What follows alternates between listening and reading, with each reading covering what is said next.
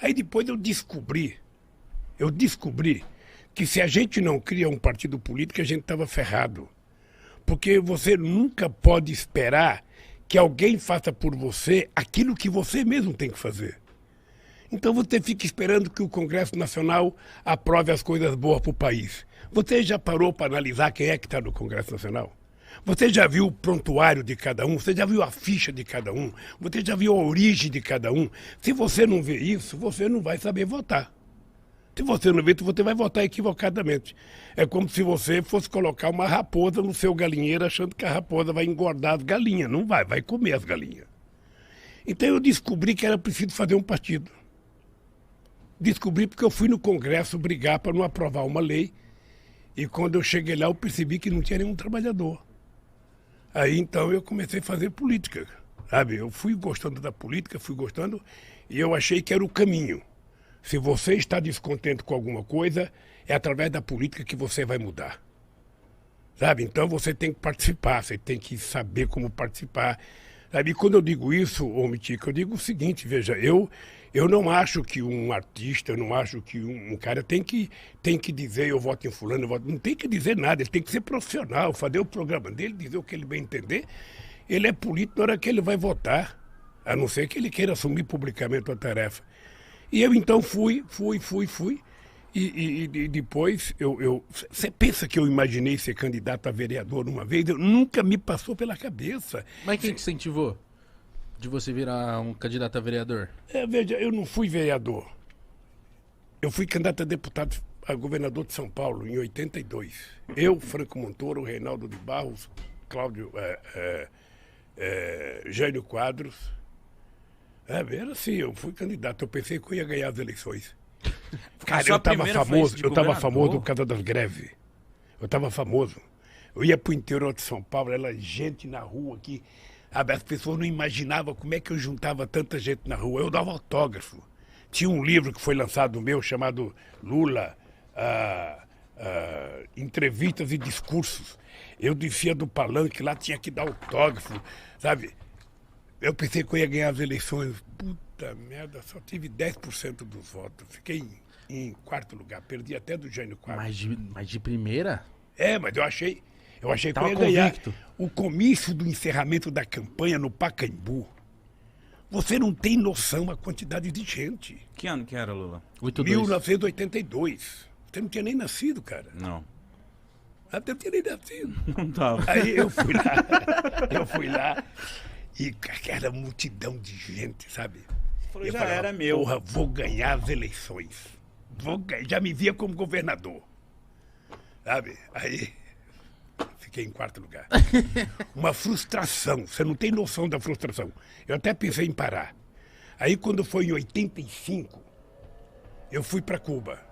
Eu conheci o Fidel. Aí fui lá visitar o Gente Fidel. boa? Hein? Gente boa? Gente boa. Aí começamos a conversar sobre política. Aí eu falei, Fidel, eu estou pensando em parar porque eu pensei que eu ia ganhar, não ganhei, eu só tive, sabe, 10% do voto. Ele falou, quanto que é 10% do voto? Eu falei, 1.254.000 votos.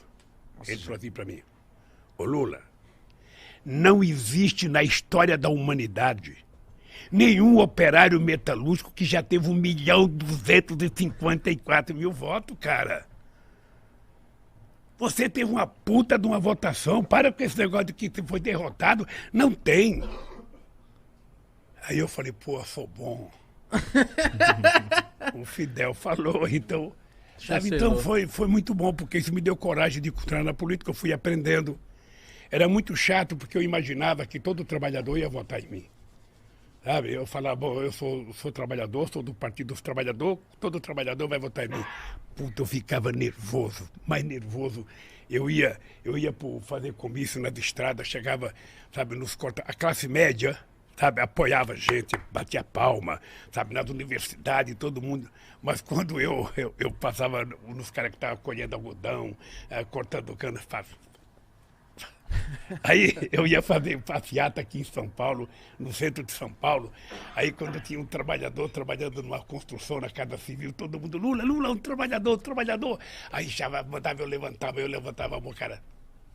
Mas por que você acha que você não era popular com os trabalhadores nessa época? Não, é porque é o seguinte, o povo não tinha o hábito de fazer política. Política era uma coisa estranha. Esse é um país em que demorou. A mulher só foi ter o seu primeiro voto em 1934 porque ganhou na justiça. Esse é um país que só votava dono de proprietário de terra, gente alfabetizada e gente que tinha conta até de 200 mil réis. Pobre, analfabeto e peão de fábrica jamais votava. Aí o pessoal também falava, pô, esse Lula é um analfabeto igual eu, porra, por que eu vou votar nele? Ele não tem condições. Aí eu descobri que leva tempo, viu, Igão? Leva tempo de você convencer as pessoas das coisas. Aí é um trabalho de muito debate, de muita discussão. Quando eu passo num lugar que eu vejo um cara ser contra a política, eu não acho ruim. Eu fico só imaginando que informação que ele recebe todo santo dia. Porque eu tenho uma coisa que eu falo para a juventude o seguinte, olha, ô Igão, você pode não gostar de política.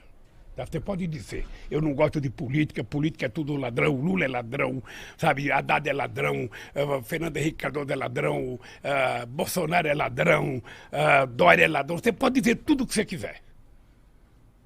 Mas mesmo você pensando assim, você pensa o melhor para o seu país, você pensa o melhor para o seu povo, você pensa o melhor para você. Então, se você acha que todo mundo não presta, você tem que decidir escolher um cara que presta. E esse cara que presta não é os outros, é você, cara. Então, coloca o político que você tem dentro de você para fora e seja você o político decente, sabe, porreta, sabe, que você quer. Não tem outro jeito. Você não pode querer que eu seja a pessoa que você quer que eu seja. Não, eu sou eu. Agora, se você quer um cara top, Aí é você, Mitico, é você, Igão. É assim que se faz as coisas. A política no Brasil não dá certo porque as pessoas não têm compromissos ideológicos. As pessoas são eleitas porque são eleitas.